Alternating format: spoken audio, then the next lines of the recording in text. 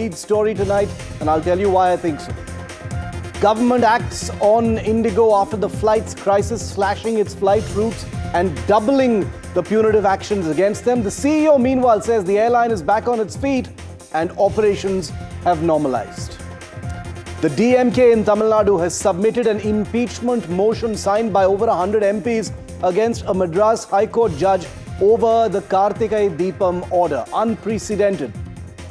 Microsoft CEO Satya Nadella has just met Prime Minister Modi this evening discussing India's AI potential. He's pledged $17.5 billion for infrastructure and India's AI future. It's Microsoft's biggest ever investment in Asia so far. And let me now tell you what's on the show tonight. Rahul Gandhi had a big opportunity and a big speech in Parliament today over electoral reforms, which has been the chief debate demand of the opposition and in particular the Congress party. How did that speech go? Has Rahul Gandhi managed to capture the imagination of the voting public ahead of a big year in 2026 of multiple elections? We'll find out. We've got a big panel to debate tonight. And after murdering 25 people at their club, and I say murdering in quotes, of course, the coward bromios, Gaurav and Saurabh Luthra, are hiding in Thailand. My question is, could they have gotten away if we were a serious country and if they did not have friends in high places, government, judiciary, police, whatever? I will be asking those questions tonight as well. Let's go straight to our top story.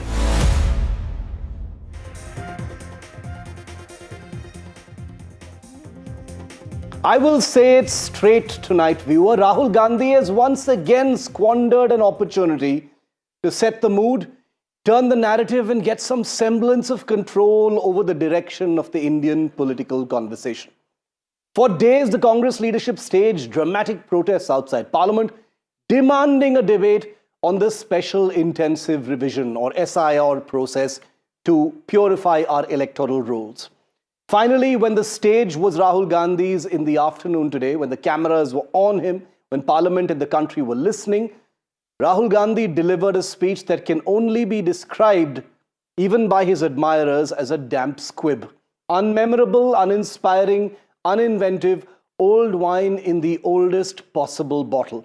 Instead of seizing an opportunity to energize his voters, who still desperately want a strong and coherent opposition, Rahul reverted to his comfort blanket vote chori again and again and again, sprinkled with his signature obscure analogies that he hopes will deliver a magical aha moment, except there was no aha moment today. Just a repeat of the frustrated, stuck record feeling that has turned the Congress narrative into something that sounds like a personal grievance project rather than a national vision of India's second largest party. This was a day that demanded fresh ideas on electoral reform and democratic credibility. I said on this show just last night that the debate on electoral reform was more urgent than the Vande Mataram theatrics. But Rahul Gandhi took an opportunity and once again wasted an opportunity. Outclassed by colleagues like Manish Tiwari, overshadowed by Shashi Tharoor, who is in no mood these days to lend his eloquence or parliamentary muscle to a party that will not correct course, Rahul Gandhi has displayed the same Rafale scam level stubbornness. His defenders call it commitment, principle. His detractors, including senior party colleagues in the Congress party, quietly say it is the only issue he knows how to flog in every election, so why is he going to abandon it?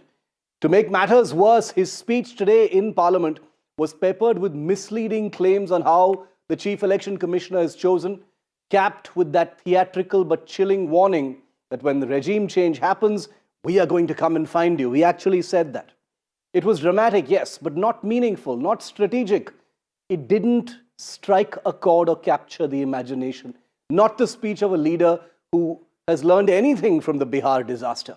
This was the moment to show he is listening to the ground, listening to the electorate, and listening to the battlefield of Indian politics. This was an opportunity for Rahul Gandhi to say, I am changing things around. He was not. And the answer now appears painfully clear. There is no bigger anti-national act that you can do than and vote chori. Because when you destroy the vote, you destroy the fabric of this country. You destroy modern India, you destroy the idea of India. So I'd like to conclude by saying vote chori is an anti-national act, and those across the aisle are doing an anti-national act. 51,000 vote से बाबाजी रामचंद्र काले जीते। मेरे पास पूरी list है, मेरे पास 100 जगह की list है। यदि कहेंगे तो मैं प्लेस कर दूंगा, से इतना समय में लेना नहीं चाहता, लेकिन मैं ये कह रहा हूं, यदि वोट इंक्रीज हुआ तो फायदा महायुति को हुआ। एसआईआर में वोट यदि डिलीट हुआ तो फायदा आरजेडी कांग्रेस को हुआ। इसके बाद भी आपको जो है एसआईआर खराब लग रहा है। So Rahul, in the midst and in the passion of that speech, made many claims. He threw around a lot of allegations, many of which don't actually stand up to scrutiny or even a basic fact check, which is why the BJP is also hit back. So here's a Rahul versus reality check list of some of the things he said, because this is important. He's the leader of the opposition. Number one, he claimed the election commission has been captured by the BJP. Rhetorical flourish, he's been saying it for a long time. The BJP hits back, says for 70 plus years, it was Congress governments that appointed the CEC. So what is Rahul Gandhi talking about? He said that the BJP says the Modi government actually reformed the election commissioner selection process, and that process was upheld by the Supreme Court in 2023. Then Rahul claims that, asks why CCTV footage is deleted after 45 days. The BJP is hit back saying Prime Minister Nehru it was who created the 45-day rule on challenging results. After 45 days, even the Supreme Court cannot order the probe, and that is why CCTV footage, it's meaningless to store that footage beyond 45 days. Taking even the Bihar election, the most recent election, as an example, it's been 25 days since the result. There are zero complaints and zero demands from the opposition or the Congress for any CCTV footage. Number three, Rahul claims Modi changed the law to protect election commissioners. The BJP hits back and says election commissioners have always enjoyed constitutional protection. That has not changed at all. No election commissioner has been prosecuted in India's history. Did you know that? Claim number four by Rahul Gandhi, that the CEC used to be selected by a panel with the Chief Justice of India and the leader of the opposition. The BJP is hit back, says which CEC under Congress government was selected by a panel? All CECs, says the BJP, under Congress was selected by either Sonia Gandhi or the Prime Minister, and that the opposition was never part of any panel for selection of election commissioners under any Congress government. So was today a lost opportunity? Rahul Gandhi and the Congress party had rightly demanded an extensive debate on electoral reform and SIR. It was an opportunity for Rahul Gandhi to set the mood, clear the decks, appear battle ready, provide direction to listless opposition in the wake of the Bihar disaster, and prepare for what comes in 2026. How did he do? Let's go straight to our debate with our panelists tonight. Swati Chaturvedi, best-selling author, senior journalist and columnist. Shubhrashta, author and political analyst. Dr. Akriti Bhatia is a political analyst. She supports the Congress party. And Mamta Kale is a leader of the BJP. Welcome to all of you. Thank you for your time. I see the Rahul Gandhi speech today on the back of loud and, in my view, justified protests that SIR and electoral reforms should have been issue and mudda number one in the winter session of Parliament as a bit of a dud. And I see people who normally admire Rahul Gandhi, even on social media, saying it seems like a wishy-washy, wasted opportunity. You can't think of one point that he made that may have struck a chord anywhere. Shubhrashta, did it send out any message at all, in your view? Thank you, Shiv. Thank you for having me on the show. I think it's quite clear that Rahul Gandhi's the discovery of that institutions are at fault, and that institutional capture happens only when elections don't favor him. India's democracy, Shiv, is not threatened by voter lists. It is threatened by leaders who see conspiracy whenever people reject them at the ballot box. When he speaks of institutional capture, he forgets that the only institution that's repeatedly rescuing him is the Indian voters' patience. His anger is not about democracy being in danger. It is about the Congress rule losing its relevance election after election. Calling routine electoral revisions vote chori is not democratic dissent, Shiv. It's a very dangerous path on which he is. It is democratic irresponsibility. That man has not been able to submit a single proof either to the Election Commission or given it in writing. Whatever whatever vote chori allegation he's been throwing at, you cannot delegitimize institutions simply because you cannot win through them. Rahul Gandhi keeps saying vote chori, but the only theft that the country remembers is the Congress stealing the mandate in 1975 by suspending democracy itself. It is quite rich and ironic that he comes with this rhetorical flourish and expects people to follow him. Why? Just because he comes from a certain family? Those who imposed emergency in this country should think twice before lecturing India on institutions. Every time Rahul Gandhi loses an election, the institutions suddenly become compromised. If his rhetoric had any bit of moral weight, he should have resigned. He should have ensured that every Congress party MP and all the opposition leaders should actually resign on moral grounds and say that, well, because we are a responsible opposition, here is the kind of proof that we are submitting to the Election Commission of India, and then, recapture democratic institutions. Every time he wins a seat, somehow these institutions become heroic. This selective morality is not critique, Shiv, it is confusion. If Rahul Gandhi wants to save democracy, the question we need to ask is, from whom does he want to save democracy? No, and there's a lot of democracy to save, and I use that in quotes. Of course, in 2026, there's a lot of electioneering to happen. So I do see this as an opportunity to sort of create a narrative, capture some imagination, and breathe some shape into how the opposition is going to move forward. Swati, what did you think? Did Rahul Gandhi achieve anything at all? And this is, of course, granted that most of us here agree that, the Election Commission can take on Rahul Gandhi, answer some of his questions. That can be put down to the political mood in general. But it's also Rahul Gandhi's responsibility, to strike a chord and be memorable and set narrative and set perception. Has he achieved that, Swati? Swati, you're on mute. Swati, you're on mute, I'm afraid.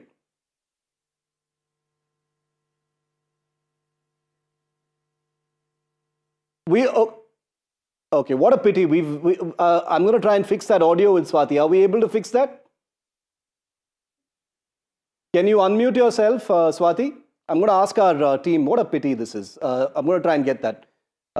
Okay, let me go to Akriti in the meanwhile while we wait for Swati to sort out her audio.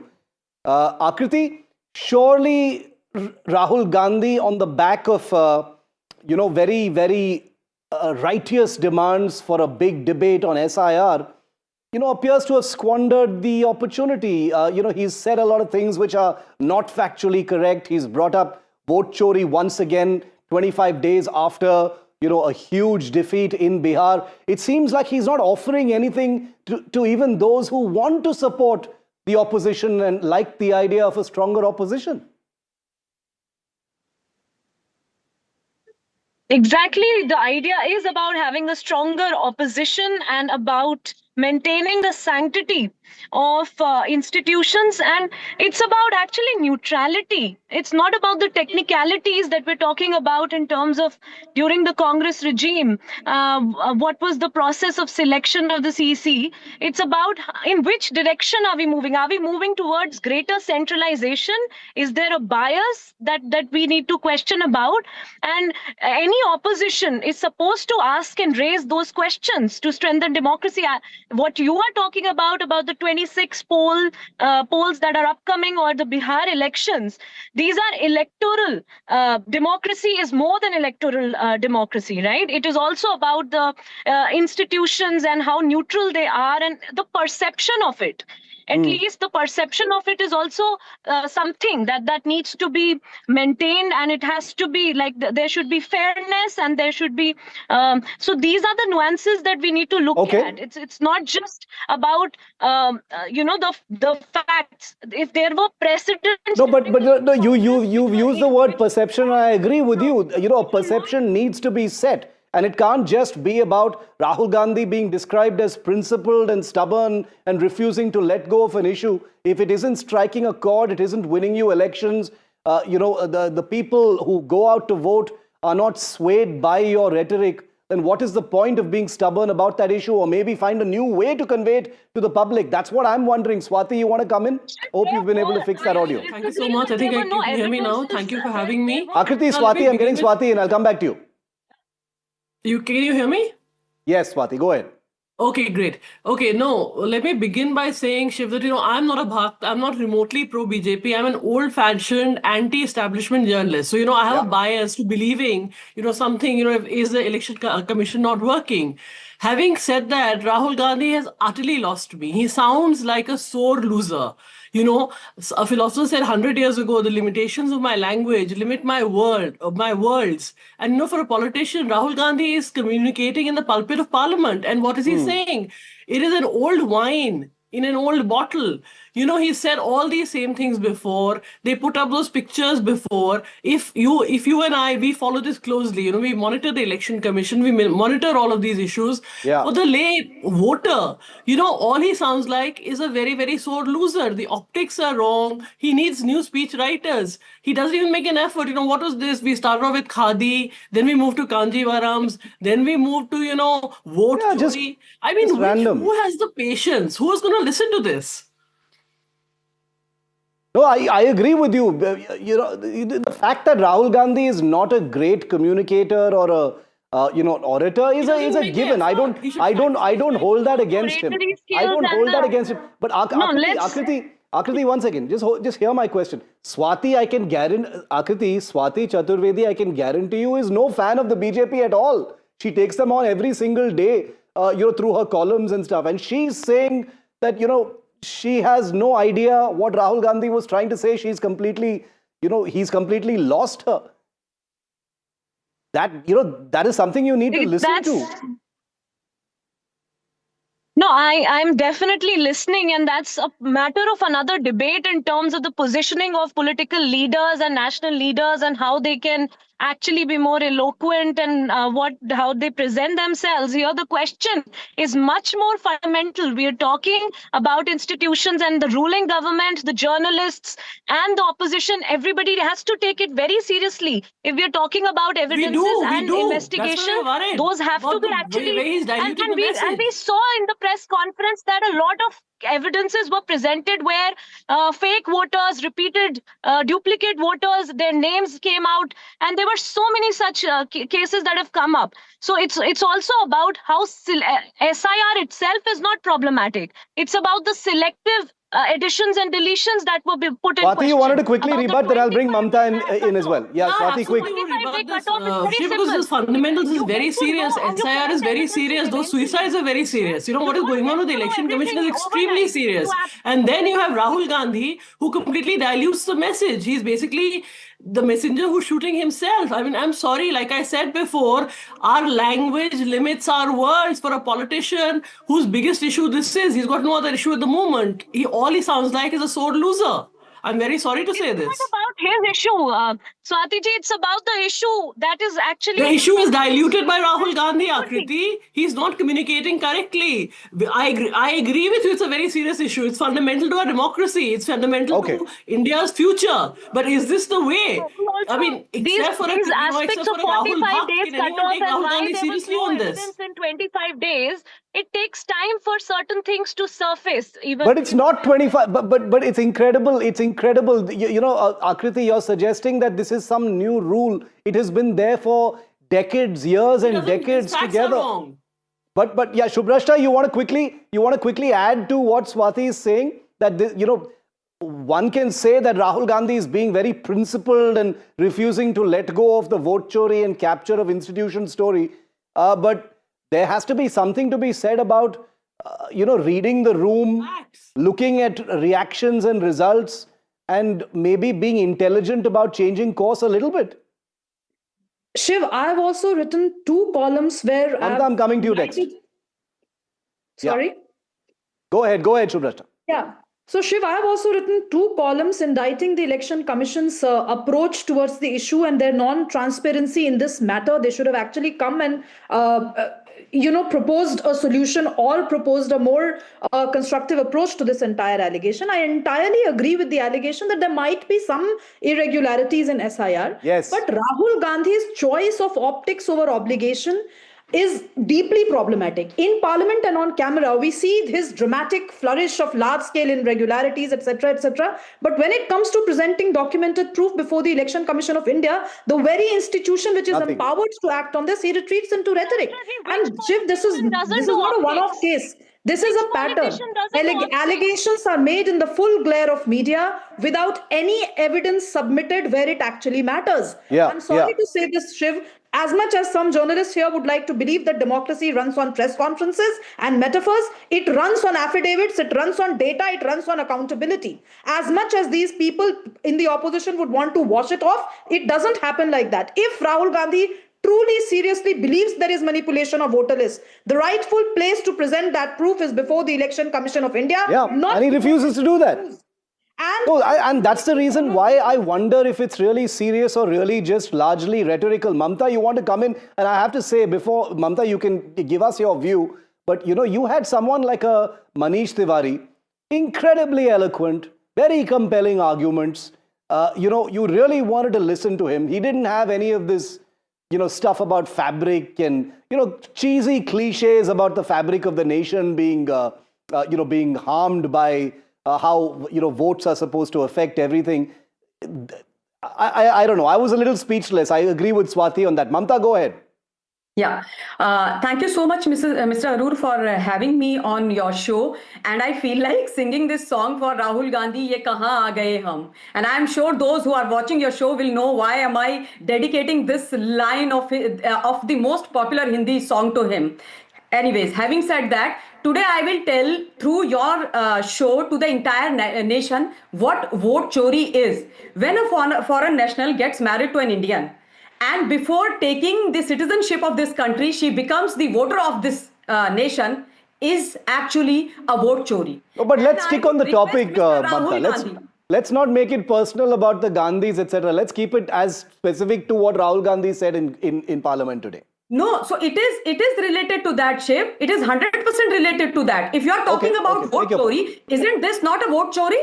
It is a major case of vote chori. And I would request our leader of opposition, Mr. Rahul Gandhi, to come out and speak on this on the floor of the House or in a press conference. Now I will tell you, Shiv, what anti-national is. I am a fighter pilot's wife. My husband has served for many years for this country, and you have been covering forces for a long time. Yeah. So anti-national to me and to you and to the entire nation is when the leader of opposition of this country speaks the language of Asim Munir, Shehbaz Sharif, and of entire Pakistan post Op Sindoor and asked, "Kitne Rafale gire?" That is anti-national to me. That is anti-national to me. And when did this vote chori when did this vote chori fake narrative of Rahul Gandhi started? Just before Bihar election. And what happened? It did not stick to the voter and to the people of Bihar. What happened then? They not only rejected this fake narrative, they threw the entire Congress party out. I'm also wondering, Akriti, they fought 61 seats and got only 6 seats. If it was correct, if the vote chori was a true and correct narrative. No, I agree. The scale of the victory could not have. I agree. But I want to make one point, because Akriti, Rahul Gandhi chose to use the phrase anti-national, which is a phrase that the BJP loves to use. And I'm just wondering whether that was a strategic error. He's kind of played into the BJP's hands. You've just heard Mamta saying, "Let me tell you what anti-national really means." Rahul Gandhi has kind of handed ammunition to the BJP straight. So even from a debate point of view, it was a wrong usage. Why does one party feel that they have a right over even terms like the term Hindu or anti-national? BJP feels only the right to use such terms. It's not about. But Akriti, what has the Congress gained by fighting on that battleground? The Congress has not gained anything by fighting on the battleground that the BJP wants it to fight on. That is the pitiable part, Akriti. Create your own So, narratives about how the is what voters of the Congress are trying to say. Why are you agreeing to fight the BJP where they want to fight you? Temples and anti-national and things like that.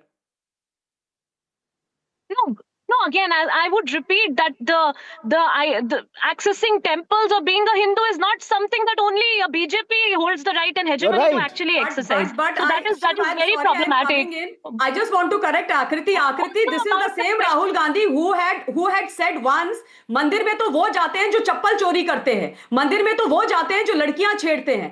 Oh, but that's not the topic here. Akriti, you want to finish your point, then I'll bring in Shubrashta and Swati. Inconsistencies, ममता जी, जो मैं पिछला coat कर सकती हूँ और अभी के में जमीन आसमान का अंतर है. Here we are talking about. I'm really surprised that none of you are really saying that a serious investigation is needed, because it's actually something so fundamental that needs to be questioned. You're right that it's also Bihar, about why the Chief Bihar Justice, SIR, why the did Chief even Justice is single not person involved in come the out? process. But- come but- out but- and but- say Again, a that serious my question. vote was cut We all, as wrongly. Indians, need to focus on this issue. It's not But about Akriti- what Rahul Akriti- said.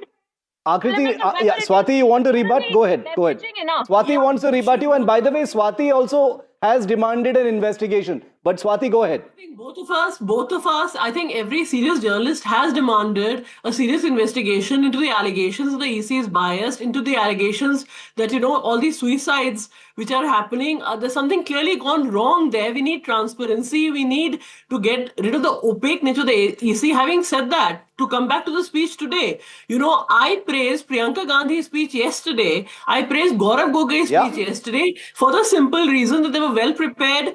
They were talking a fresh language. They took on the BJP head on, but with facts, figures, and more importantly, it wasn't off the cuff. They weren't inarticulate. The problem with Rahul Gandhi is that the message is getting diluted because of the delivery. He is so limited by his own words. No, is there an element of entitlement in this? I know Rahul Gandhi is called a lot of things, but if this lack of preparation, using these silly cliches and metaphors, Shubrashta, is it entitlement? Sometimes people who are critics of Rahul Gandhi say, I don't think he realizes how much he has riding on his shoulders, because the Congress is not going to choose another leader as it goes from one election to the next. Yeah, absolutely, Shiv. And adding to that, I would just say that the opposition's messaging on the whole SIR issue has remained rhetorical rather than evidentiary, and which is why the person who is leading the charge has spoken more to the media than to the institutions empowered to take correct action. Now, please tell me, when the electorate sees noise in the press, but no formal submission or documented proof to the EC, courts, or oversight bodies, the credibility gap widens. We all know that protest movements require moral clarity and factual solidity, neither of which has been convincingly provided by this opposition. Now, India today is more politically mobilized society. The kind of voter turnout we saw in Bihar elections is a living proof of that. And people perceive real injustice, they move. Have you seen any kind of protesters on streets who are not party people, by the way? Normal electorates, have you seen them hitting the streets and demanding some kind of some kind of a justice from Election Commission? Their silence on SIR is not apathy, but a disbelief that the issue rises to the level the opposition claims. Okay. If the opposition, or if analysts like Akriti, and Akriti knows I have immense respect for her work, if they feel that this is a real issue, where are the protests on ground? In short, people are not on the streets because the allegations have not crossed the threshold. Yeah. It might be an administrative lapse, and Election Commission is answerable to that. Let's hold the Election Commission answerable. Akriti, that is an important point. Where is the, if this was such a huge capture of the electoral system, which is so fundamental to every person's identity in this country, how come people are not out there protesting in a huge way? Surely you're not suggesting that the media or the BJP controls by national media, Shiv. I will share with you right after this debate on WhatsApp the links of people, disenfranchised voters, and in different villages. It's just that it has not yet gathered that kind of a momentum. And I'll share as many anecdotes, not just from Bihar, but from Maharashtra and elsewhere as well. where many Akriti, people I have agree raised their with voices, you. and it's I only agree because with of you these on the small fact. anecdotes that the issue came to surface. And therefore I'm saying that, you know, it takes a while for something as big as this to actually translate on the streets. And there are so many issues. Just because you can't see in front of the parliament there are protesters, will you not really register that issue at all? We, So Akriti, I don't believe. I Akriti, believe that, may of I course. respond? yes, go Yes, ahead, Shubhrashta. please. Akriti, Please, you Shubhranshu. have done political surveys. You know how it is done. You know the conversation on sample size. We all know of administrative lapses. I'm not saying the Election Commission of India is kosher. What I'm saying is the opposition is picking the wrong issue to take to the people. They need to understand the pulse. Maybe opposition should hire somebody like you to get them to the real issue. Get them on the streets, get people mobilized on real issues. I'm not saying that SIR is completely flawless. What I'm saying is Rahul Gandhi is picking the wrong battles and he is absolutely vacuous when it comes to intellectual imagination. He needs somebody to rap him on the knuckles and say, this is how you do politics and not the way you are doing it. No, but as Swati has reported Again, extensively, Rahul Gandhi even I doesn't would like listen to anyone apart from, you know, a very a kind of inner circle that has no political bandwidth that you only get from years in the field, as someone had written. So, you know, I'm wondering whether that's ever going to happen. I want to ask one thing: who decides? Who decides that what battle is a wrong battle or a right battle? But Akriti, Right? I think can I we've tell been you? raising issues Can I on tell you, Akriti, the constitutionality, on voters, unemployment, what happened in on Bihar? substantive issues as well. Electoral I outcomes. completely agree let, that let Akriti speak. I'll come to I'll both of answer you. that. Shiv, can I answer agree that? with you. Yeah. There are a lot of gaps there on the ground, mobilization, booth management, and so many other things. And I request that you should have a debate on it. And there's so much of scope for entire opposition to think and work around, and also learn from the party which is ruling. But that doesn't mean that the issues that are being raised are all wrong. I just have one point to I have one point to add, and then Swati I think wants to respond to you, Akriti, which is there is also a credibility issue here. You know, one has to look at it from a citizen's perspective. If the institution, if Rahul's critics, if people sitting in the middle are saying that Rahul Gandhi needs to put his money where his mouth is, sign a sworn affidavit and other such steps, and Rahul Gandhi refuses to do it and takes a lofty position and says, I'm the leader of the opposition, my word should count as enough, then some way that's also going to affect credibility as far as the allegations. That's only going to feed the BJP into saying, listen, this guy is an unserious politician. He believes in shoot and scoot. He throws everything at the wall in the hope that something will stick and it will give him some kind of political benefit. Swati, you want to add something? And I also want to acknowledge that this is a kind of 3 against 1. So, Akriti, I will give you much more time than I give the others, I promise. Yes, Swati. No, Shiv, but the most important thing, I will just answer her. The voters will decide, right? The voters decided in Bihar. Rahul Gandhi went to town on vote Chori. What was the result?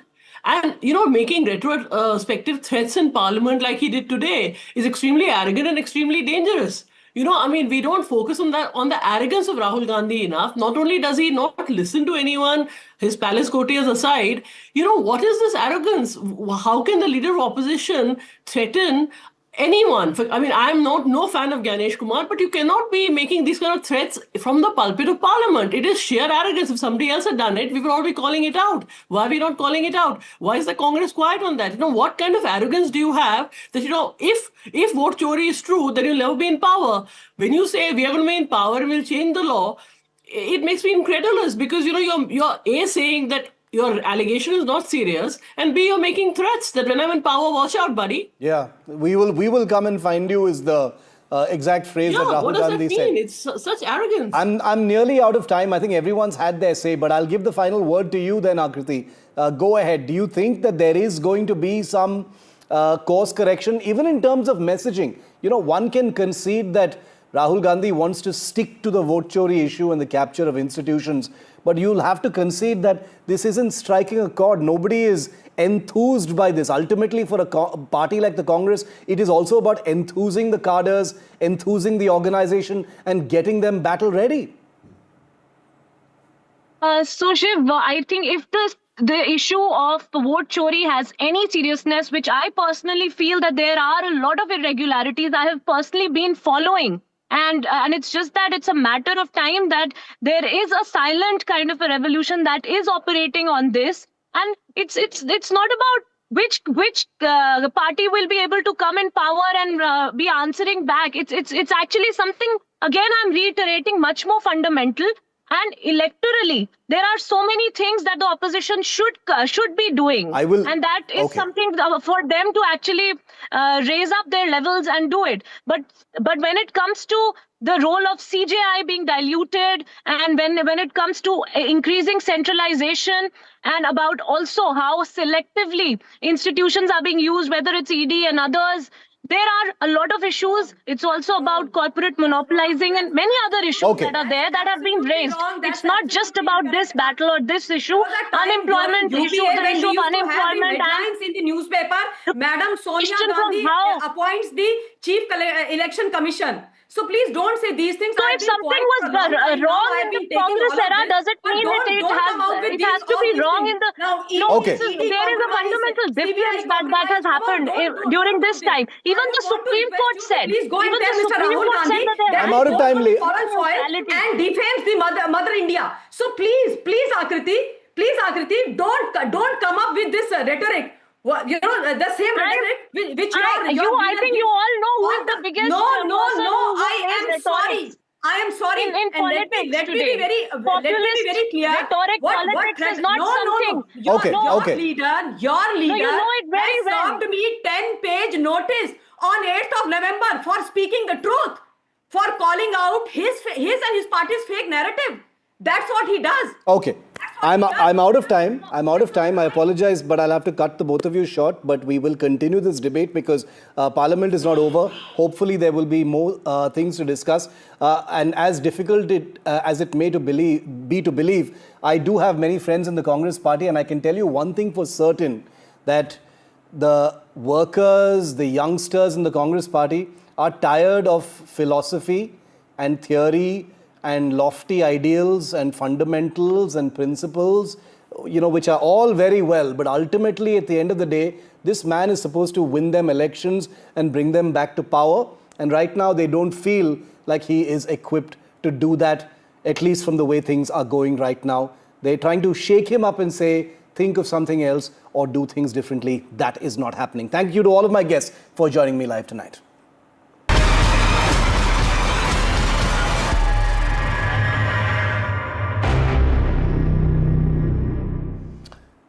I truly hate saying this, but India tonight looks like a banana republic, doesn't it, my friends? An unserious country. While 25 innocent people died painful deaths inside a nightclub that was allowed to exist thanks to bribes, political shielding, and Goa's corrupt mafias, the owners of Birch nightclub, Gaurav and Saurabh Luthra, were able to escape from the country without any resistance whatsoever. Yes, technically these two cowards slipped out before lookout notices were issued or FIRs were registered or before the system was alerted to their identities. But the very fact that two businessmen, the poster boys of a young aspirational India, could escape to Thailand, to Phuket, a holiday destination, tells you we are a banana republic in practice. And the irony is too rich to ignore. The Luthra brothers made their getaway on an Indigo flight, the same airline that crippled the mobility of lakhs of ordinary Indians with its arrogance and corporate hubris, ended up becoming, ironically, the getaway vehicle for the owners of a nightclub that has left 25 families destroyed, 25 funerals, and a nation that once again watches the rich buy their freedom while the poor cremate their dead. This great escape by the Luthra brothers, the owners of Birch, represents the absolute worst of India, in my opinion, and the people are watching.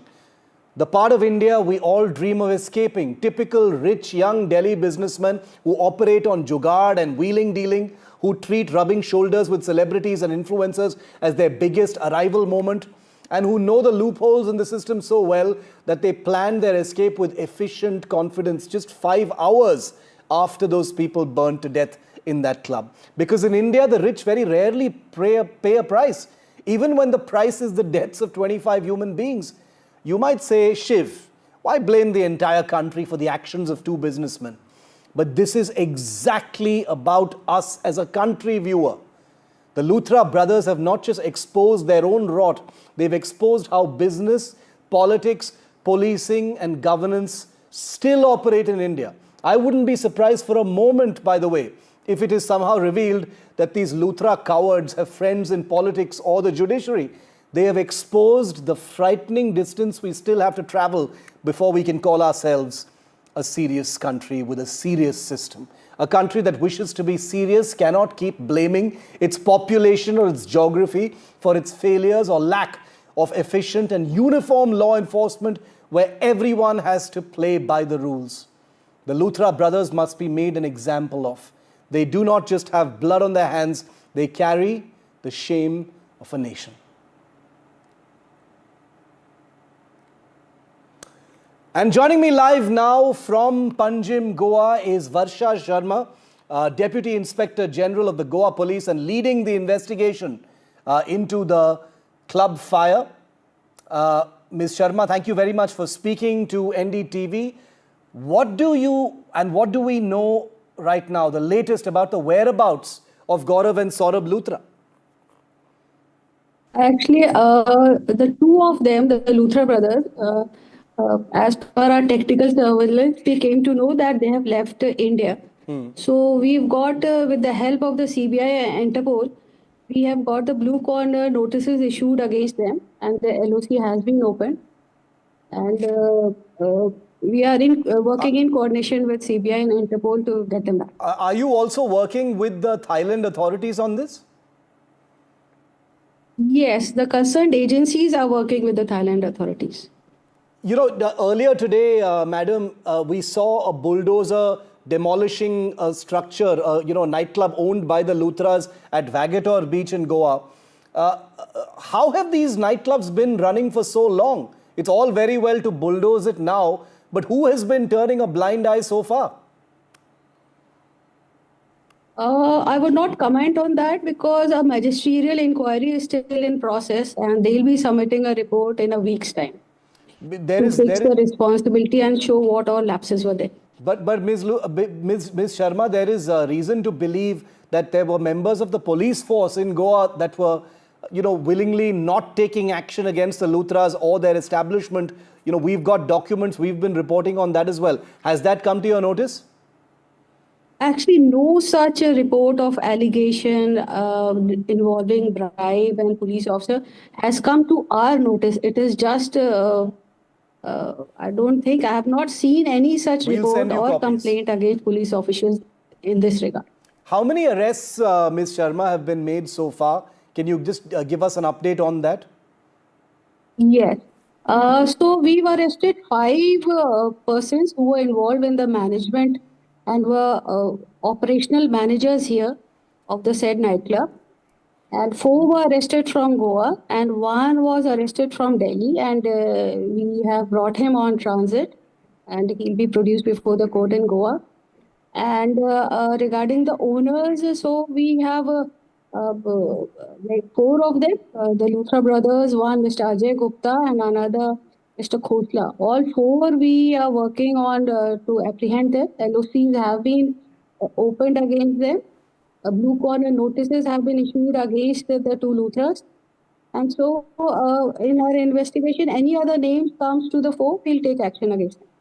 How were they able to get away? The information suggests they hopped on a plane, Ms. Sharma, just like a few hours after the tragedy took place. How were they able to get away? Yes, so it was a matter of 5 hours. So they must be also got the information the moment the fire broke out. And they took advantage of that and probably, yes, they took advantage of that and tried to flee the country. Are you getting any information like we have been that maybe they've tried to leave Thailand, tried to get to the Gulf or maybe even gone there because they've, even though we have this one picture of Gaurav Luthra going through immigration in Bangkok, there are no pictures of them in Phuket just yet. What is your information, ma'am?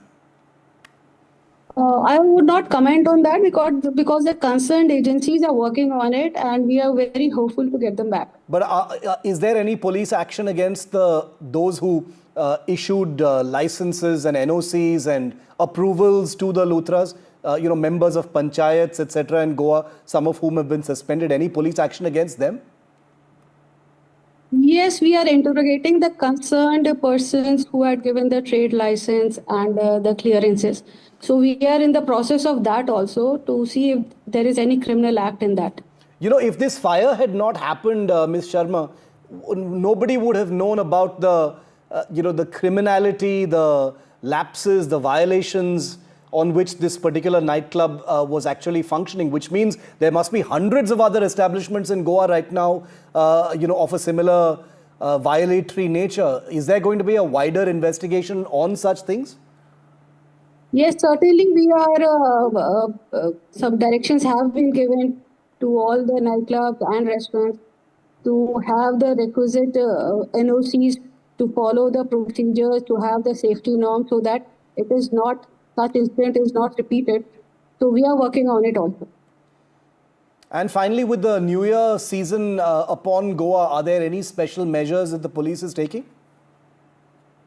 Yes, we are doing so. Some directions have been given to all the nightclub restaurant owners to ensure that all the required parameters are being followed. The safety norms are taken into consideration. They have the required prerequisite documents and the NOCs to operate their premises. So that we are, directions have been given, and we are doing surprise checks also, and will be taken action against the violators. Okay, Varsha Sharma, Deputy Inspector General of the Goa Police, leading the investigation.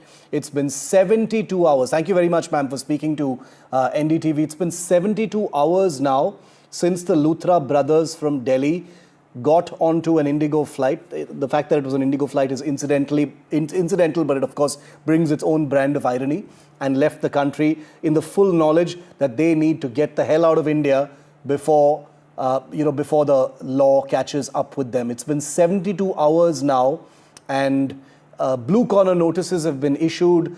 The Indian CBI and the Goa police, like you just heard, is trying to get help from the MEA and the passports cancelled, etc. But the fact is that public money is now being wasted on rounding up these two thugs who knew the system well enough to get the hell out of India before anything catches up with them. I'm joined live now by Sohail Seth, author, commentator, marketing guru, someone with a very unique perspective on this, not least because, he is no stranger to the glamorous life, but has very strong views on this kind of brazen breaking of the law. Sohail, welcome. Good to see you. 72 hours. Thank you. These guys hopped onto a plane, Sohail. What stands out to me about this story is that it is both shocking as well as not so surprising that these two young Delhi businessmen, their first instinct was to get onto a flight and get the hell out of India. So let's rewind a bit, and I'm glad you asked these questions. I will say this as bluntly as possible. After a long time, Shiv, and mark my words, I don't need the establishment, I don't care for them. After a long time in Goa, we have a decent chief minister and a very, very good Goa police. And let me tell you why they are hampered. Goa has this pernicious, and I call it pernicious for a reason, a panchayat system, where the sarpanch is easily bribable, easily manipulated by the local MLA, by people within that area. And I'll give you an example. We have a home in Goa, in a particular area, where a nightclub totally illegal was coming up. Guess who were the sponsors of the nightclub? Two politicians from Indore. And when I raised the issue with the sarpanch, after a lot of noise, they finally did not get the permission. But that's because I said, I will talk to Shiv, or I will talk to the media. Now, how many people would want to do that? A, B, I'm glad that Pramod Sawant has decided to crack the whip. And you will see that hopefully, as he has said on Twitter, in tomorrow's press conference. So 4 things need to happen in Goa. Number 1, the tyranny of the sarpanch needs to vanish and be replaced with accountability. Number 2, let me, Shiv, and I will say this brazenly, 80% of the restaurants that are coming up in Goa, which have either Delhi or Bombay or Hyderabad ownership, to my mind, are money laundering schemes. I will say that upfront, to hell with whether people want to sue me or not, but that's the truth. They're nothing but money laundering devices. Villages like Asagaon, like Siolim, have more restaurants than you and I can imagine. People are misbehaving, people are getting drunk. There is no law and order because these people have got licenses through sleight of hand. So I'm glad that the police is now going to enforce this 10 p.m. embargo on wine stores and an 11:30 or 12 midnight embargo on bars. But let me tell you, it is the Wild West until now. Pramod Sawant has tried his best, but the BJP MPs, the Congress MLAs, the Congress MLAs, let me tell you, Shiv, you cannot imagine in Goa to get anything done in the erstwhile regime, you had to pay through your nose. Now, if you put an appeal to the Chief Minister's office or to the competent authority, they take action. But this is bizarre. And what you said is, to my mind, shocking that these two jokers have fled. They will never be accountable. My advice is that now seal their homes. Can you imagine? The mother of these two people is saying, I don't know my children's mobile numbers. This is the kind of nonsense people have to deal with. And there is no point arresting 4 employees of the Luthras. They are like easy targets. They are low-hanging fruit. An example needs to be made not only of the Luthras, but of every law violator currently in Goa practicing or, running his or her bars or restaurants. Until you do that, nothing will happen. And let me tell you, Alok Kumar is the new Director General of Police. Okay? Decent, upright, straightforward.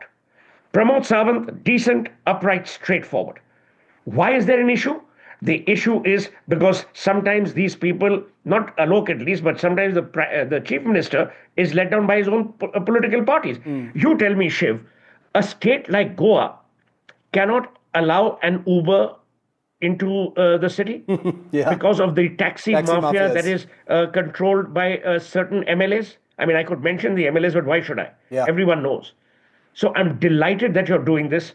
And my only appeal to you, and you always honor the appeal not of mine, but of every citizen, is don't let this story go.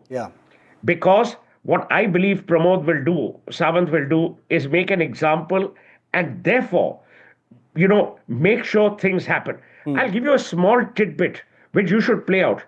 Do you know in every city in India, the police plays a role in licensing except Goa? So how Varsha's right. How do the police even know? The police don't know about your illegalities because they're not even part of the licensing process. I would appeal through your channel to the Sawants of the world that involve the local police. They have the best information on these scoundrels, if they are scoundrels. Involve the local police. Make sure that the local police has a role in licensing. Make sure those norms are adhered to. Then if someone is bribed, then raise it with the DGP or raise it to a court of law. But currently the Luthras of the world abound in Goa.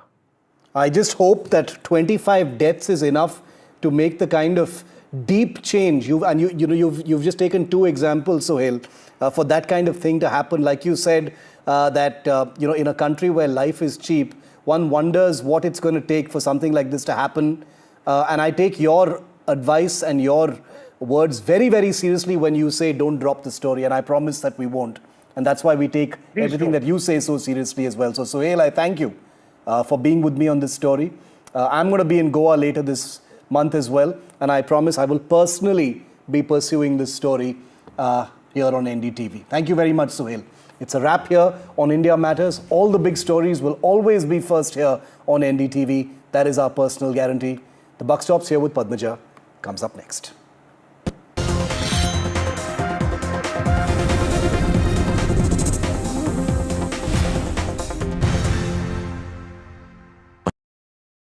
ये आपकी रक्षा के लिए और ये आपकी रक्षा के लिए।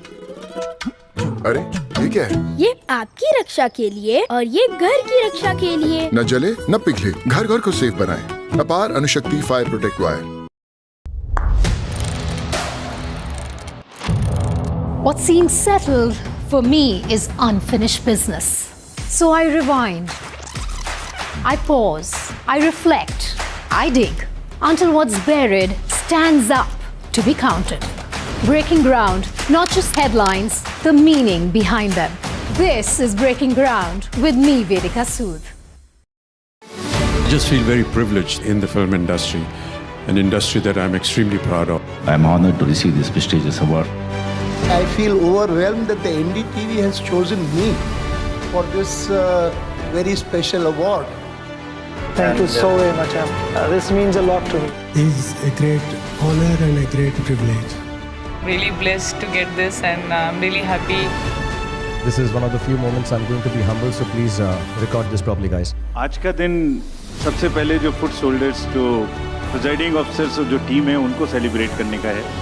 And the NDTV Indian of the Year Award 2025 goes to NDTV Indian of the Year 2025, 19 December, New Delhi.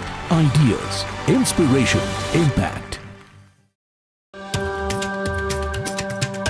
Namaste, India. As you all know, I've been traveling around the world with my music. But this one is truly special. Something that's India. You all must have seen the magic that was created in Kun Fayakun. Now it's your chance to experience it with me. So book your tickets from District app, and together let's create harmony of hearts. See you, Delhi. I don't sugarcoat. I shoot straight and tell you stories the way they need to be told. Unfiltered, unafraid, unmissable. That's how I roll. Watch me, Priyanka Deo, on NDTV World. Namaste. Across the country, he has tracked the pulse of power from Washington to Korea. Witnessed history being made in global capitals and conflict zones. Brought clarity to complex issues of national security and international affairs. Aditya Raj Kaul, covering international affairs like no one else. Only on